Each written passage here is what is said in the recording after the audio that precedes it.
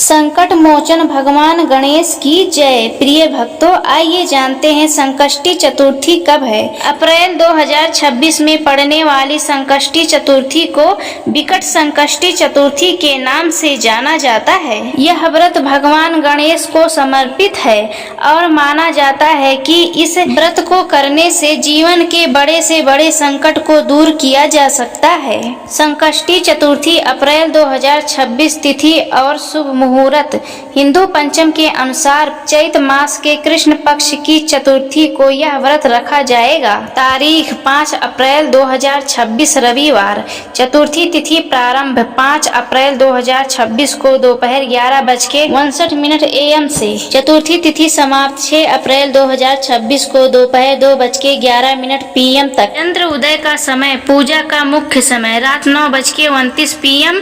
स्थान के अनुसार 5-10 मिनट अंतर हो सकता है। व्रत और पारण का समय। व्रत रखने का समय 5 अप्रैल को सूर्य उदय से लेकर रात को चंद्र उदय और अर्घ्य देने तक। पारण का समय चंद्र पूजा और अर्घ्य देने के बाद आप सात्विक भोजन से व्रत खोल सकते हैं। कुछ लोग अगले दिन यानी सूर्य उदय के बाद पारण करते हैं, लेकिन संकष्टी चतुर्थी में मुख्य रूप से चंद्रमा को अर्घ्य देने के बाद ही व्रत पूर्ण माना जाता है। पूजा विधि: सुबह जल्दी उठकर स्नान करें और साफ संभव हो तो लाल वस्त्र धारण करें। आइए संकल्प लेते हैं। हाथ में जल लेकर व्रत का संकल्प लें। कहो, हे गणेश जी, मैं अपने संकटों के निवारण के लिए मैं आज आपका व्रत रख रहा या रही हूँ। पूजा का स्थान: उत्तर या पूर्व दिशा की ओर मुख करके गणेश जी की मूर्ति या तस्वीर स्थापित करें। उन्हें जल, अक्षत, सिंदूर, फूल और दुर्वा 21 गांठें अर्पित करें। गणेश जी को उनके प्रिय मोदक या लड्डू का भोग लगाएं। आइए जानते हैं व्रत रखने के बाद दिन भर क्या करें। दिन भर निराहार या फलाहार करें। फल, दूध, साबूदाना ले सकते हैं। क्रोध और लोभ से बचें। शाम को दोबारा स्नान करें या हाथ पैर धोकर गणेश जी की आरती करें और व्रत कथा सुने या पढ़ें। रात को जब चंद्रमा उदय हो तब चांदी के पात्र या चांदी के लोटे में दूध, अक्षत और चंदन मिलाकर चंद्रमा को अर्घ्य दें। आइए सुनते हैं संकष्टी चतुर्थी व्रत कथा। प्राचीन काल में देवताओं और ऋषियों पर जब भी कोई भारी विपदा आती थी तो वे भगवान शिव के शरण में जाते थे। एक बार स्वर्गलोक पर असुरों ने अधिकार कर लिया और सभी देवता व्याकुल होकर महादेव के पास पहुँचे। भगवान शिव ने अपने दोनों पुत्रों से कार्तिकेय और गणेश से पूछा कि तुम दोनों में कौन देवताओं के कष्टों का निवारण कर सकते हैं। कार्तिकेय और गणेश दोनों ने ही स्वयं को सक्षम बताया। तब शिव जी ने एक परीक्षा रखी। उन्होंने कहा, जो सबसे पहले पृथ्वी की परिक्रमा करके लौटेगा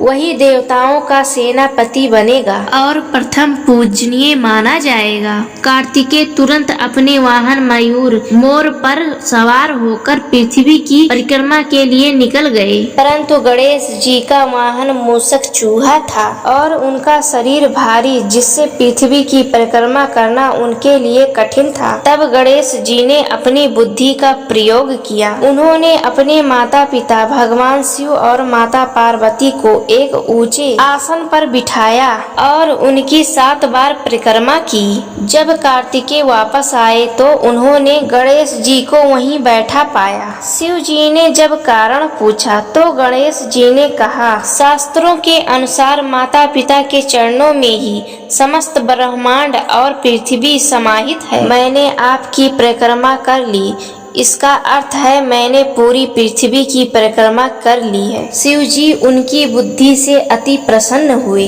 और उन्हें विघ्नहर्ता घोषित किए। तभी से पूरा संसार भगवान गणेश को विघ्नहर्ता, संकट मोचन कहते हैं। इनके पूजा और व्रत करने से जीवन के सारे कष्ट, दुख, संकट दूर हो जाते हैं। अगर आप इस व्रत को रख रहे हैं तो हमें जरूर बताएं और आप सबको यह वीडियो कैसा लगा कमेंट बॉक्स में जरूर बताएं और अपने चैनल श्याम किशोरी को लाइक सब्सक्राइब जरूर करें। तो सभी प्रेम से बोलो विघ्नहर्ता संकट मोचन भगवान गणेश की जय।